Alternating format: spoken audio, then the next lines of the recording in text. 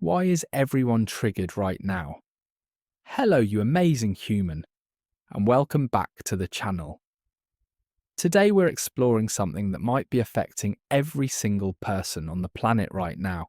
Whether they realise it or not, you've probably noticed it. People seem more reactive, more defensive, more easily upset than ever before. Your friend explodes over a simple comment.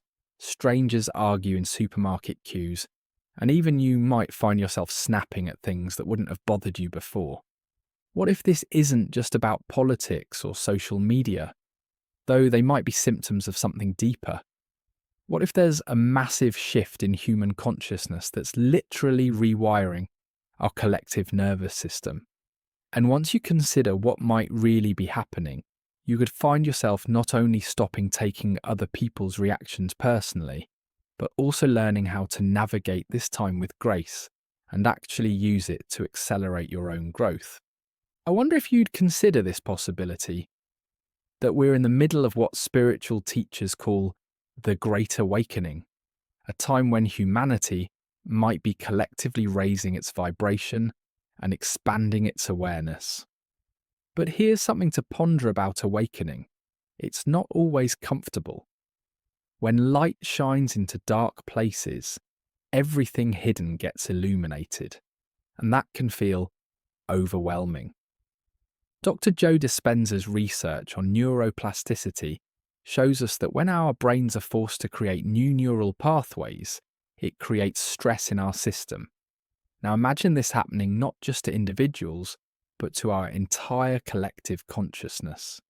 What if we're all being pushed to evolve beyond old patterns, old beliefs and old ways of being, and our nervous systems are responding as if we're under threat? Think about it this way. For generations, humans have operated from survival mode. We've been programmed to look for danger, to compete for resources, to protect our tribe against others. But what if we're being called to operate from a completely different level of consciousness? One based on connection, collaboration, and love. Our primitive brains might be having a bit of a meltdown because this shift could feel dangerous to our survival programming. The HeartMath Institute has discovered that when we're in coherence, when our heart, mind, and emotions are in sync, we naturally radiate a field of calm that affects everyone around us. But when we're stressed or triggered, we emit chaotic electromagnetic fields that can actually trigger stress in others. Right now, because so many people might be struggling with this consciousness shift, we could be surrounded by these chaotic fields everywhere we go. This might explain why you walk into a room and immediately feel anxious, even though nothing obvious has happened.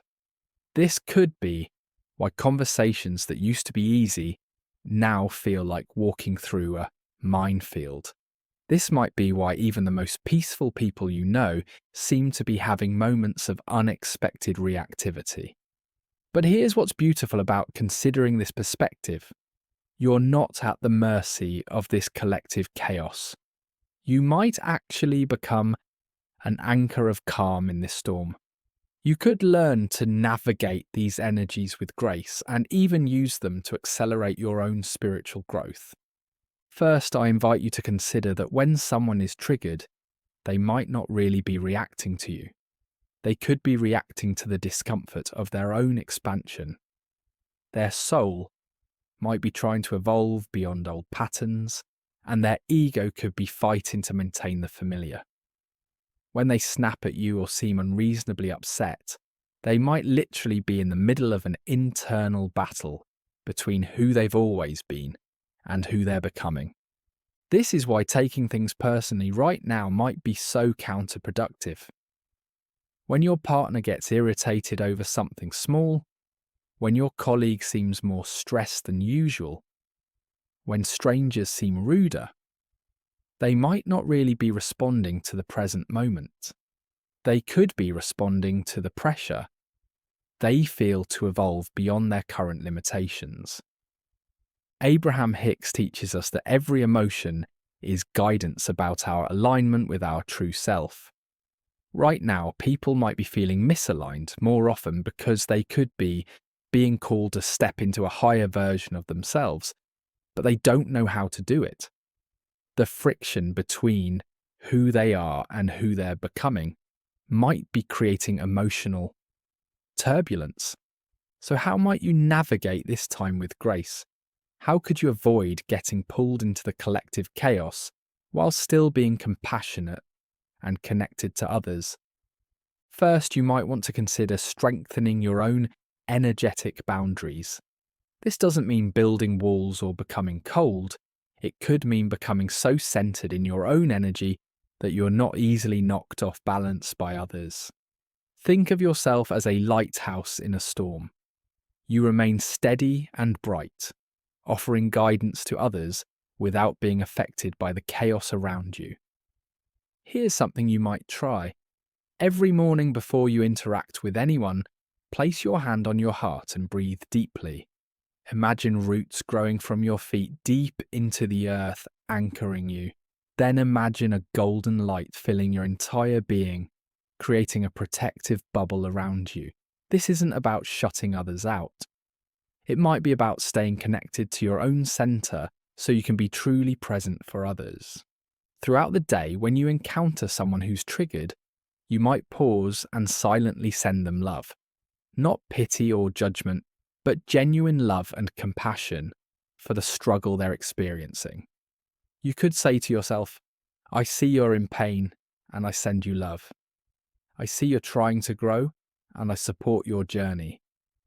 This might keep you in your heart rather than getting pulled into their emotional storm. I wonder if you consider this. Triggered people might actually be doing important work, even if it doesn't look like it. They could be processing old wounds, releasing outdated patterns, and making space for new levels of consciousness. Your job might not be to fix them or take responsibility for their emotions. Your job could be to hold space for their process whilst maintaining your own peace. Here's something powerful you might do when you're feeling triggered by someone else's trigger. Ask yourself, what is this person mirroring back to me about my own growth? Often, the things that irritate us most in others might be aspects of ourselves that we're also being called to evolve beyond. Instead of focusing on their behaviour, you could focus on what this interaction is showing you about your own edges. If someone's anger triggers you, you might ask, where am I still holding anger that needs to be released? If someone's fear frustrates you, you could ask, what fears am I still carrying that I need to transform? If someone's judgment annoys you, you might ask, where am I still being judgmental? You could use these interactions as spiritual mirrors for your own growth. The truth is, this period of collective triggering might actually be a gift. It could be forcing us all to evolve beyond our old patterns. It might be pushing us to develop greater compassion, stronger boundaries, and deeper inner peace. It could be teaching us to love unconditionally and to find stability within ourselves rather than depending on external circumstances. You might also actively contribute to raising the collective vibration. When you choose peace over reactivity, when you respond with love instead of matching someone's anger, when you hold space for someone's process without taking it personally, you could literally be helping to heal the collective nervous system. Think of it this way. Every time you choose a higher response, you might be creating new neural pathways, not just in your own brain, but in the collective consciousness. You could be showing others that there's another way to be. You might be demonstrating that it's possible to remain centered even in chaos. This is why your spiritual practice might be so important right now. Your meditation, your manifestation work, your commitment to growth. These might not just be personal development activities. They could be acts of service to humanity. When you heal your own triggers, you might be helping to heal the collective. When you raise your own vibration, you could be contributing to the awakening of all. Here's what I invite you to remember. This phase might not last forever.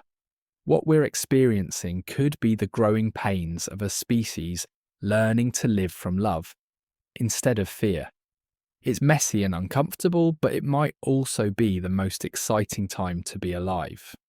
We could be witnessing and participating in the evolution of human consciousness. Right now, your greatest service to the world might be to remain as centered, loving, and peaceful as possible. Don't try to fix everyone's triggers. You might focus on mastering your own responses. Don't try to control the chaos. You could become the calm within it. Don't try to speed up other people's growth. You might trust that everyone is exactly where they need to be in their journey.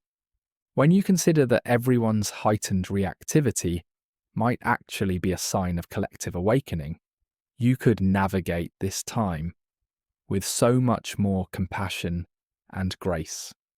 You might see beyond the surface chaos to the beautiful transformation that's happening underneath. The people who seem most triggered right now might often be the ones doing the deepest work. The relationships that feel most challenging could be the ones that are ready for the greatest healing. The situations that feel most chaotic might be the ones that are ripe for the most profound transformation. You came here for this time. You chose to be alive during this great awakening. You might have the tools, the wisdom, and the strength to not only navigate this period, but to thrive in it. Your job could be to be a beacon of peace in a world that's learning to love itself. So the next time someone seems unreasonably triggered, I invite you to remember, they might not be broken. They could be evolving. They might not be overreacting. They could be processing. They might not be being difficult. They could be being human during a time of unprecedented growth. Hold space for their journey. Send them love, and you might trust that we're all exactly where we need to be. This might be temporary turbulence in service of permanent transformation. Stay centered, stay loving, and watch as humanity learns to operate from a completely new level of consciousness. Thank you so much for watching. If this resonates, drop a comment with any epiphanies. These videos are made as a guide to help you reconnect with knowledge kept within you. Take what resonates within you and release the rest. Follow the page for more content and sign up for the Patreon for the opportunity to ask more personal questions and also hear longer form answers to all the biggest questions. Thank you for being here. Thank you for being you, and I'll see you in the next video. Until then, keep shining your light.